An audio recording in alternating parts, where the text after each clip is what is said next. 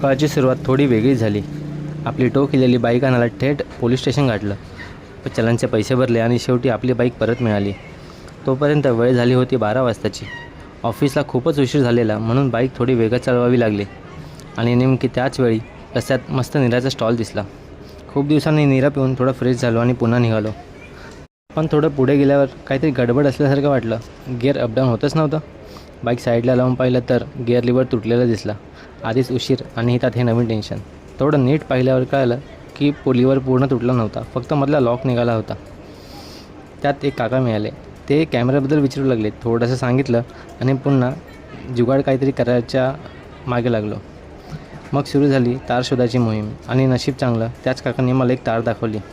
थोडी ओढाताण केलीत आणि तार बसवली आणि प्रॉब्लेम सॉल्व्ह झाला.